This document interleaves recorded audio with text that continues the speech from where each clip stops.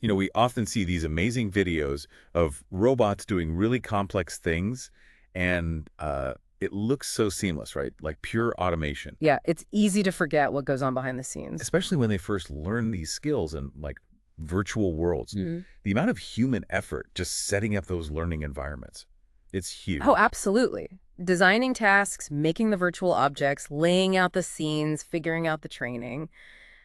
It's incredibly hands-on. It really is. And I think, you know, like everyone, we're always looking for ways to speed things up, find those breakthroughs without getting totally bogged down in the weeds. Exactly. And that manual creation of simulation environments, so that's been a major bottleneck for a long time. It really slows down how quickly we can teach robots new So skills. you start asking, how do we automate that part? Right.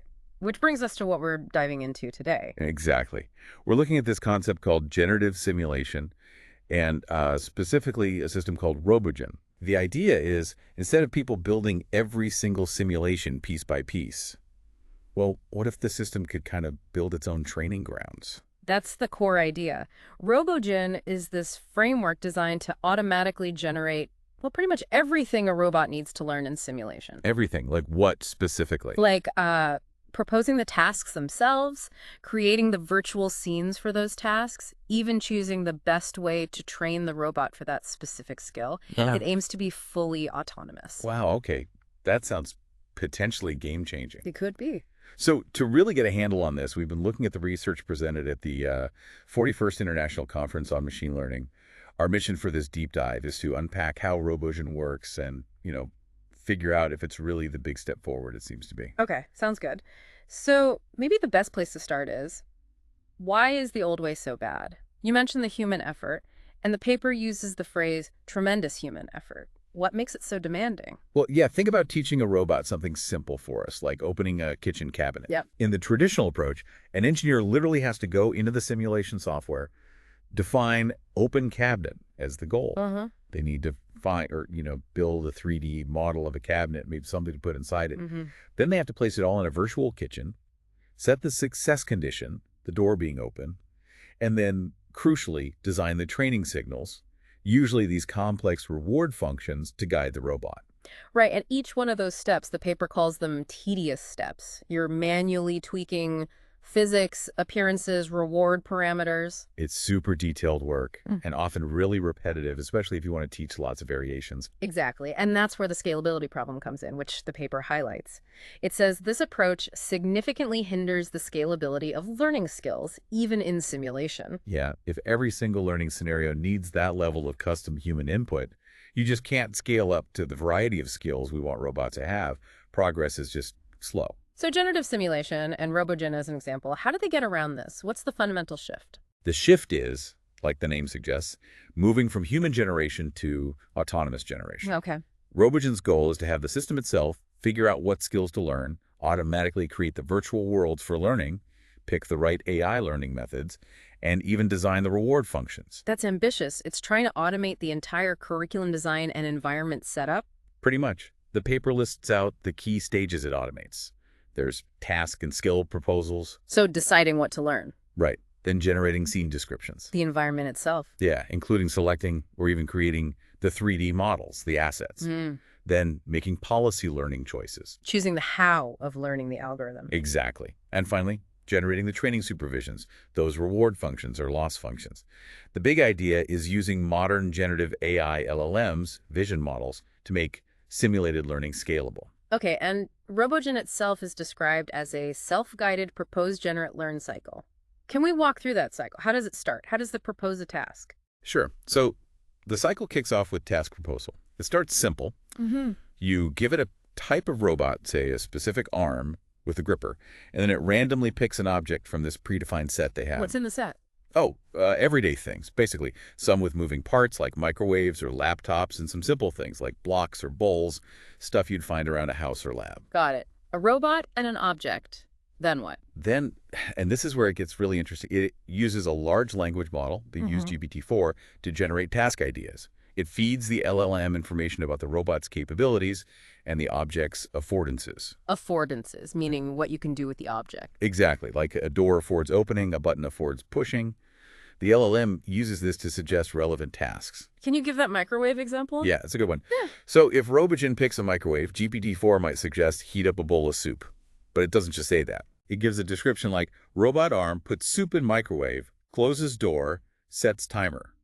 And importantly, it identifies other needed objects, like a bowl of soup, and even points out the key parts of the microwave, the door hinge, the timer knob.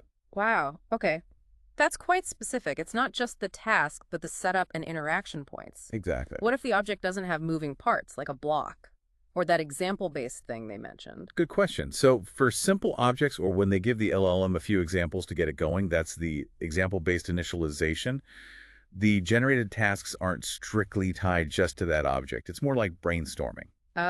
So the initial object is more like a seed for inspiration in those cases. Yeah, kind of. By prompting the LLM repeatedly with different objects and examples, RoboGen tries to build up this really diverse library of potential tasks, manipulation, movement, all sorts. Okay, makes sense. So once it has a task proposal, like put the toy in the storage box, what's next? Scene generation. Exactly, scene generation. And this involves generating four main things. Four things. Okay. First, the relevant assets the actual 3D objects needed. Second, their sizes, making sure they're realistic. Third, the initial configuration of any moving parts, like a drawer being closed if the task is to open it. And fourth, the initial layout, where everything starts in the scene. And I'm guessing GPT-4 is involved here too. Heavily. For assets, after getting the main ones from the task proposal, like the toy in the box, it asks GPT-4 for other related objects to make the scene richer. Ah, like background clutter. Sort of, yeah, but semantically relevant clutter. Sure. For put toy in storage, GPT-4 might add, say, a rug, a lamp, maybe a chair to make it look more like a room. Okay, that adds realism. How does it get the actual 3D models for these things? A lamp, a chair, etc. It searches Obviverse this huge online library of 3D models using the names GPT-4 provided. Right. But since names can be ambiguous and models vary in quality, it then uses Gemini Pro, which is a vision language model, to actually look at renderings of the retrieved models and check if they're suitable for the task. A visual double check. Smart. What about tricky things like cloth or soft objects? Finding a 3D model for a crumpled piece of cloth seems hard. Right. For deformable objects, they use a different pipeline. They prompt GPT-4 to describe the desired shape, then feed that description to a text-to-image model Midjourney, in this case, Okay. to generate a picture of it. And then they use another model, 0, 1 to 3, to turn that picture into a 3D mesh. Whoa. Text to image to mesh. That's clever for handling soft stuff. Yeah, it's pretty neat. Okay, so it gets the objects. What about their sizes and starting positions? Again, GPT-4. It reasons about plausible sizes, making sure the toy fits in the box, the book fits on the shelf. For initial configurations, like for a close the window task, it tells the simulation to set the window's joints to an open state initially. Makes sense. And for placing things in the scene, GPT-4 looks at the task description and generates coordinates for each object, trying to make it look natural and avoid, objects starting inside each other. So GPT-4 is like the director, setting the stage based on the script from the task proposal. That's a good way to put it. All right, stage is set. Next up is training supervision generation. How does RoboGen figure out how to teach the robot the task? Okay, this is also multi-step. First, it uses GPT-4 again to break down the main task into smaller subtasks like pick up toy, move to box, release toy. Task decomposition. Then, for each subtask, it asks GPT-4 to choose the best learning algorithm from a set list. So it doesn't just use one method for everything. What are the options? The options include reinforcement learning, R, where the robot learns by trial and error with rewards. Right. Gradient-based trajectory optimization, which is more about refining a planned path. Okay. And motion planning, using predefined basic actions or primitives. And GPT-4 decides which one is best for each subtask. When would it choose each one? Well, based on the paper, trajectory optimization seemed good for, fine manipulation of soft objects shaping that cloth.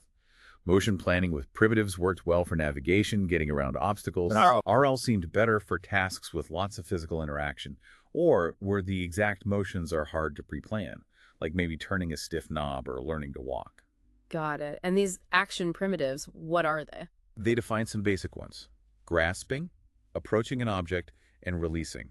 They actually used a suction cup gripper in their simulations, which simplifies grasping a bit compared to parallel jaws. Oh, okay. For grasping and approaching, they use standard motion planning algorithms, specifically something called ViT from a library called OMPL to find a clear path. GPT-4 helps decide which object to grasp or approach for each step. Okay, so decompose the task, pick a learning strategy for each piece, define the basic moves, then finally, skill learning. Yep, that's the final stage. This is where the learning actually happens in the generated scene. For longer tasks, broken into subtasks, it learns them sequentially. How does that work? It trains the first subtask using the chosen method, RL optimization planning for a bit, takes the best result from that, and uses it as the starting point for learning the next subtask, and so on. I see, building block by block. Exactly. And as we said, it uses different tools for different jobs, SAC for RL, Atom for optimization, ViT for planning, all running inside this simulation platform called Genesis, which is apparently good at handling different materials, including the deformable stuff. Wow. Okay, so RoboGen proposes a task, builds the world, figures out how to teach it, and then actually runs the training. That covers a lot of ground autonomously. It really does. So the big question, does it work? How did they evaluate this whole system? They looked at it from a few angles. First, task diversity. They basically just let RoboGen run and saw what kinds of tasks it came up with. And they found it generated this continuous stream of really varied skills, manipulating tools, opening things, folding cloth, even getting leg robots to walk. And here's the kicker. The diversity of tasks it generated actually surpassed existing human-curated benchmark datasets like RLBench and Behavior 100. Wait, really? The automated system came up with more variety than the big datasets people built by hand? According to their metrics, yes, which is pretty significant, suggesting this automated approach can explore the space of possible tasks more broadly. How did they measure diversity quantitatively? They used a few metrics. For the task descriptions themselves, they used things like Self-BLEU and embedding similarity. Basically, lower scores mean more unique descriptions. Okay. For the visual variety of the scenes, they used AI models like ViT and CLIP to analyze rendered images. Again, RoboGen scored lower, suggesting more visual diversity compared to baselines. They also used another model, BLIP2, to check if the objects fetched from Objaverse actually matched their descriptions visually. So quantitative checks on text and visuals. What about the quality of the learned skills? Did the robot actually succeed? Yeah, they did qualitative checks too.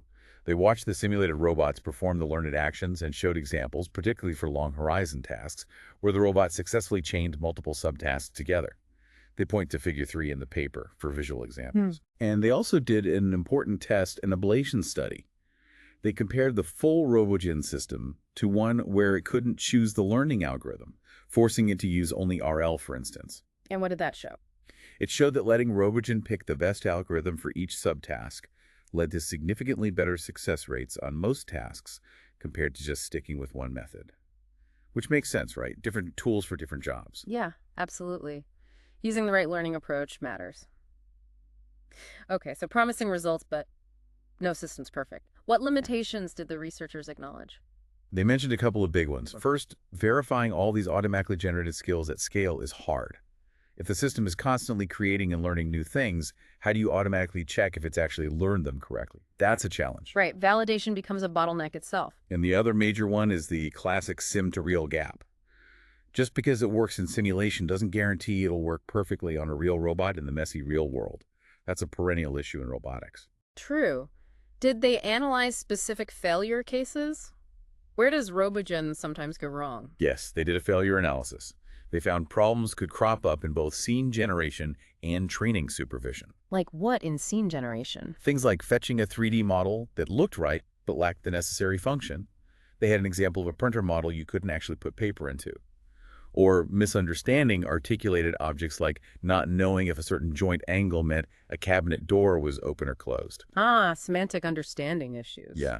And also difficulties with tasks needing really precise spatial arrangements, like lining up a stapler perfectly. Okay. And failures in the training supervision part. Sometimes the automatically generated reward functions were just wrong. They gave an example of a task to fold a chair where the reward accidentally encouraged unfolding it, again because of that joint state confusion.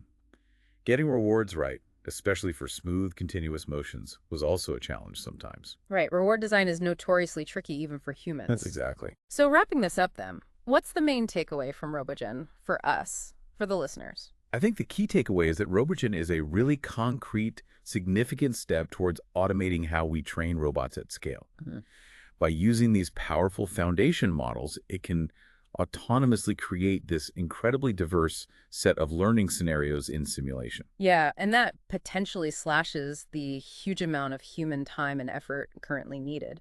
It really opens the door to training robots on a much, much wider range of skills than we could realistically tackle before. Absolutely. So for you, the listener, understanding RoboGen gives a glimpse into a future where robots might learn much more efficiently, more autonomously.